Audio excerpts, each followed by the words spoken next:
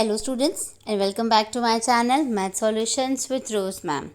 और आज हम करने जा रहे हैं हमारी गणित की कक्षा 9वीं की कार्यपत्रक 9 जिसकी डेट है आपकी 26/7/2021। और ये हमारी जो कार्यपत्रक है ये हमारी ट्रायंगल मतलब त्रिभुज और क्वाड्रिलेटरल मतलब चतुर्भुज इसके ऊपर है। तो हम अपना यहाँ पर इसको थोड़ा सा मैं जूम कर देती हूँ ताकि आपको ये अच्छे से तरीके से समझ में आए। तो मैं अब इसको पढ़ना शुरू कर रही हूँ। केवल रेखाखंडों से बना सरल बंद वक्र बहुभुज कहलाता है। बहुभुजों का वर्गीकरण उनकी भुजाओं की संख्या के अनुसार किया जाता है। 3 भुजाओं वाले बहुभुज त्रिभुज व 4 भुजाओं वाले बहुभुज चतुर्भुज कहलाते हैं।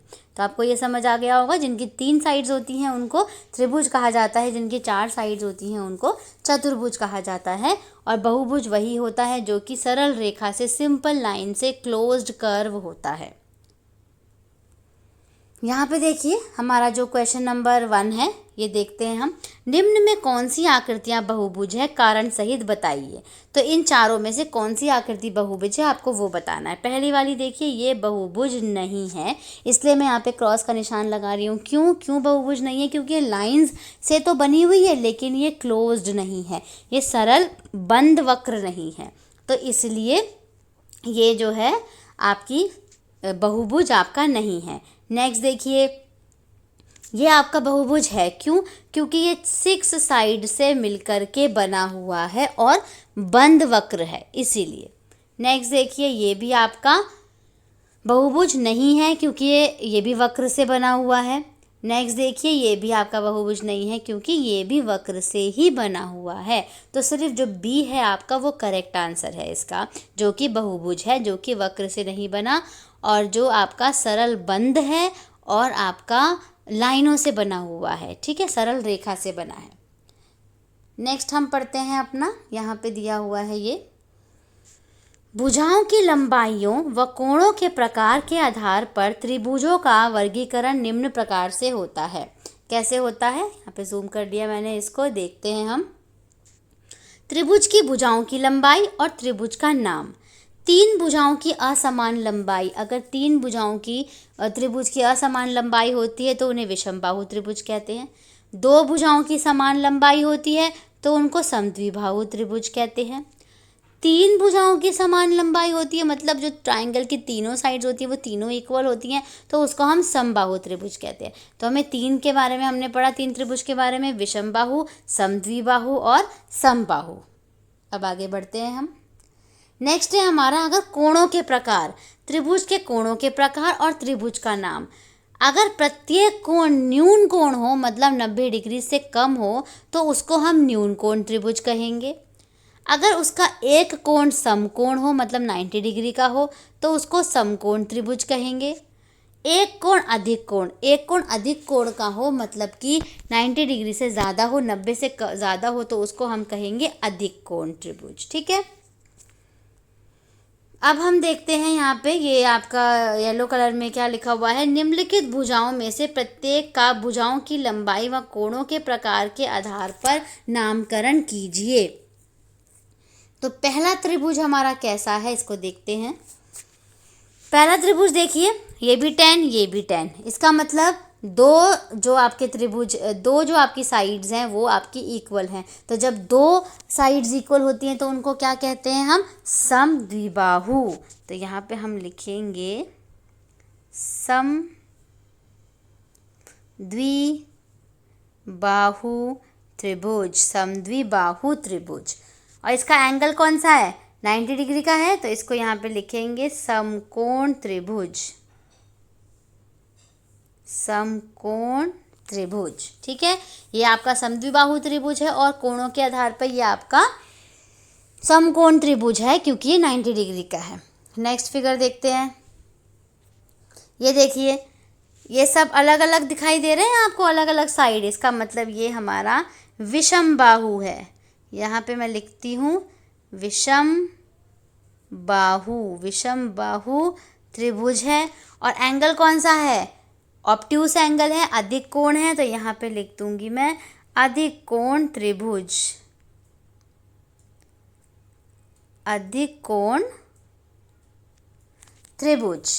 ठीक है, चलो नेक्स्ट देखते हैं अब अपना सी पार्ट। सी पार्ट में देखिए सारे जो साइड्स हैं वो इक्वल हैं, तो इसको हम क्या कहेंगे, समबाहु।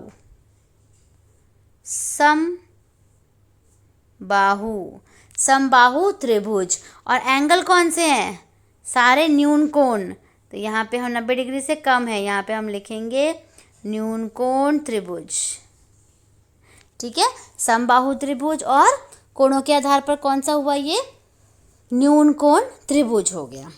अब हम अपने नेक्स्ट पार्ट पे चलते हैं। नेक्स्ट पार्ट देखिए, यहाँ पे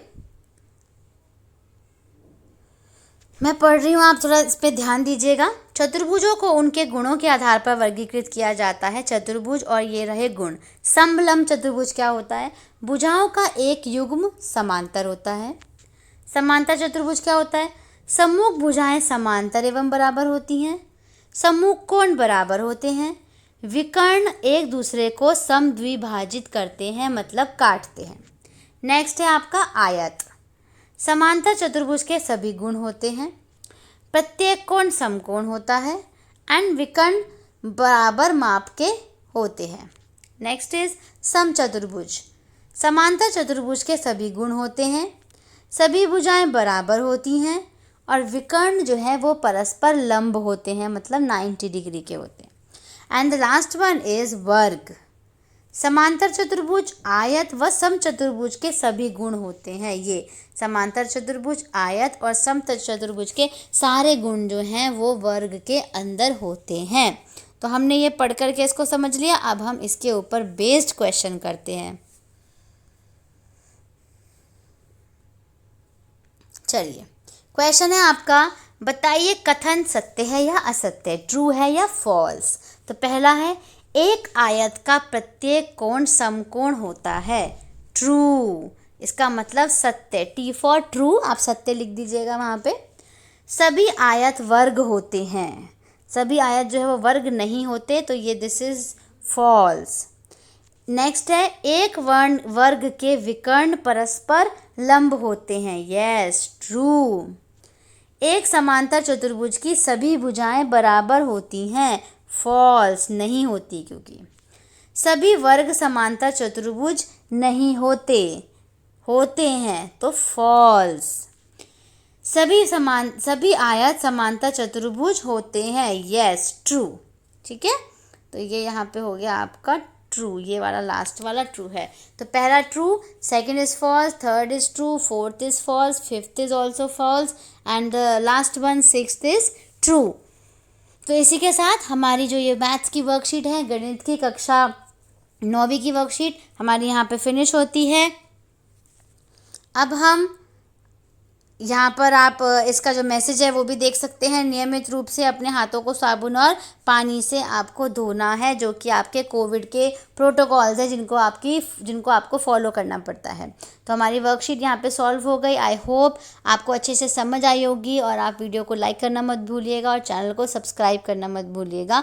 और अब हम मिलते हैं अपनी नई वीडियो में बेटा नई वर्कशीट के साथ। तब तक आप मेरी वर्कशीट और वीडियो आने का इंतज़ार करिएगा और जैसे ही वीडियो आएगी तो हम एक बार फिर से मिलेंगे।